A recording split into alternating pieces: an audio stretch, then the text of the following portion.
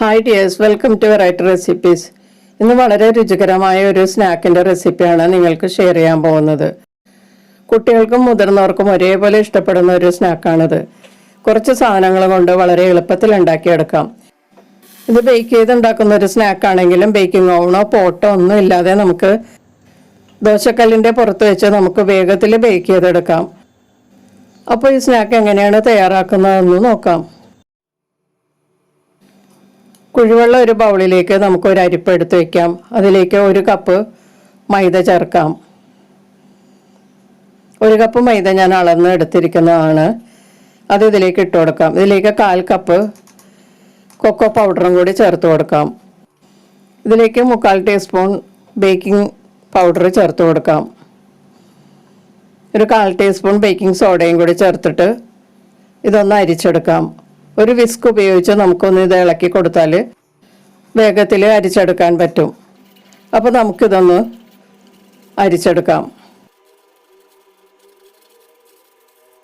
ഇപ്പോൾ ഞാൻ ആ മൈദയും കൊക്കോ പൗഡറും എല്ലാം നല്ലതുപോലെ അരിച്ചെടുത്തിട്ടുണ്ട്. ഇനി നമുക്കിതെല്ലാം കൂടി ഒന്നുകൂടി മിക്സ് ചെയ്യാം. ഈ വിസ്ക് ഉപയോഗിച്ച് തന്നെ ഒന്ന് നല്ലതുപോലെ മിക്സ് ചെയ്തെടുക്കാം. ഇതിലേക്ക് ഇനി പാല് ചേർത്ത് ഒന്ന് കലക്കിയെടുക്കാം. ഞാനിപ്പോൾ 3/4 കപ്പ് പാലാണ് എടുത്തിരിക്കുന്നത്. അത് ഇതിലേക്ക് ഒഴിച്ചതിന് ശേഷം ഒന്ന് കലക്കി നോക്കാം. പൊടികളെല്ലാം കൂടി 1/4 കപ്പാണ് എടുത്തിരിക്കുന്നത്. അതുകൊണ്ട് 1 കപ്പ് തന്നെ പാല് വേണ്ടി വരും.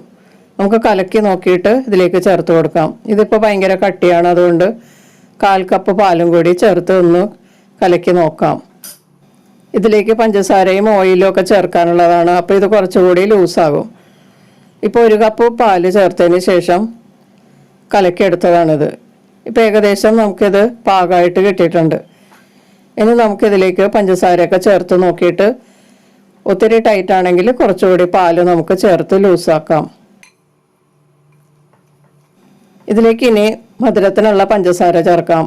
1/2 കപ്പ് പഞ്ചസാരയാണ് ഞാൻ ചേർത്തത്. പഞ്ചസാര വേണമെങ്കിൽ നിങ്ങൾക്ക് പൊടിച്ചും ചേർക്കാം കേട്ടോ. ഇനി ഇതിലേക്ക് ടേസ്റ്റിനുള്ള ഉപ്പ് ഒരു 1/4 ടീസ്പൂൺ ചേർക്കാം. എന്നിട്ട് എല്ലാം കൂടി ഒന്ന് മിക്സ് ചെയ്യാം. പഞ്ചസാരയൊക്കെ നല്ലതുപോലെ അഴുക്കുന്നത് വരെ ഇളക്കി കൊടുക്കുക. ഇതിലേക്ക് ഇനി 1 ടീസ്പൂൺ വിനാഗിരി ചേർത്ത് കൊടുക്കാം. വിനാഗിരിക്ക് പകരം നിങ്ങൾക്ക് ചെറുനാരങ്ങ നീരോ അല്ലെങ്കിൽ കട്ടത്തൈരോ ചേർത്ത് കൊടുക്കാം കേട്ടോ. 1 ടീസ്പൂൺ വാനില എസൻസും 30 മില്ലി വെജിറ്റബിൾ ഓയിലും കൂടി ചേർത്ത് കൊടുക്കാം.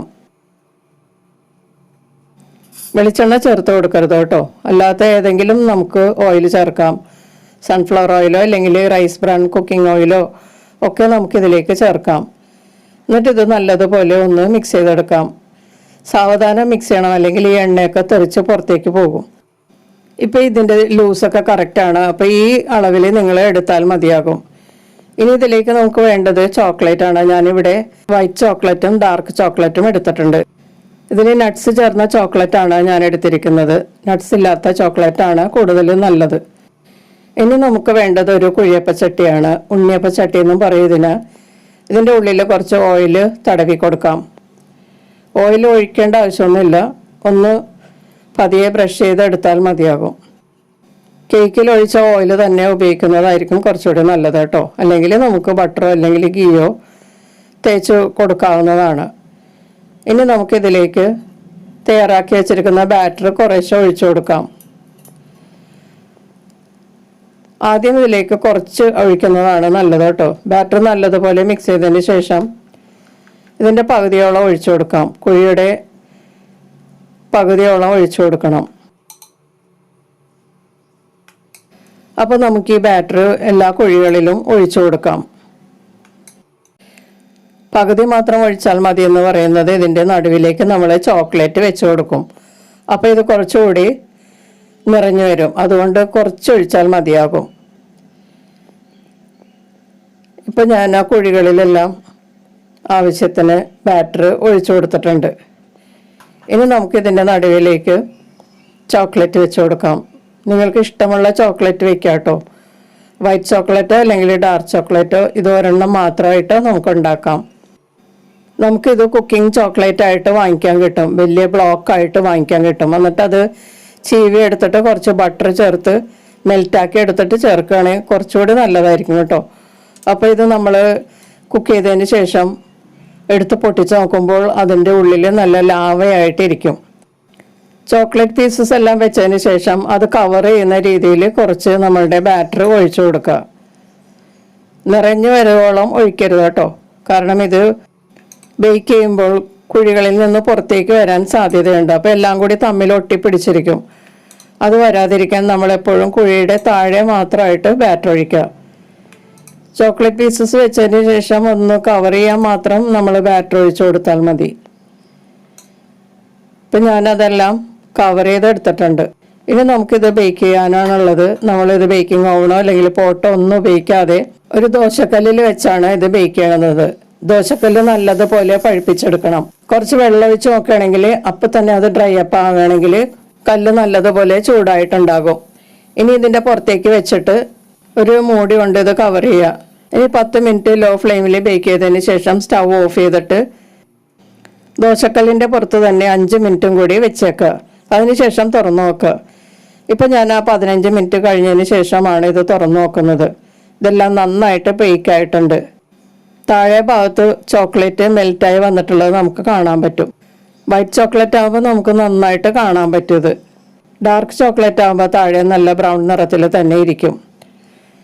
കുട്ടികൾക്കൊക്കെ ഇത് കണ്ടാൽ വളരെ ഇഷ്ടപ്പെടും. നല്ല ടേസ്റ്റാണിത്. ഇത് കഴിച്ചവർക്ക് എല്ലാവർക്കും ഇത് ഇഷ്ടമായി കേട്ടോ. ഇതുണ്ടാക്കിയതിന് ശേഷം എനിക്കിവിടെ ഗസ്റ്റ് ഉണ്ടായിരുന്നു. അവരൊക്കെ കഴിച്ചിട്ട് വളരെ നല്ലതാണെന്നാണ് പറഞ്ഞത്. കുട്ടികൾ ഉണ്ടായതുകൊണ്ട് അവർ വളരെ വേഗത്തിൽ ഈ പാത്രമൊക്കെ കാലിയാക്കി തന്നു. വേഗത്തിൽ ഇത് തിന്ന് തീർക്കുകയും ചെയ്തു. വളരെ ടേസ്റ്റിയാണ്. നമ്മൾ എത്ര കഴിച്ചാലും നമുക്കിത് മതി വരില്ല, അത്രയ്ക്ക് ടേസ്റ്റാണ്.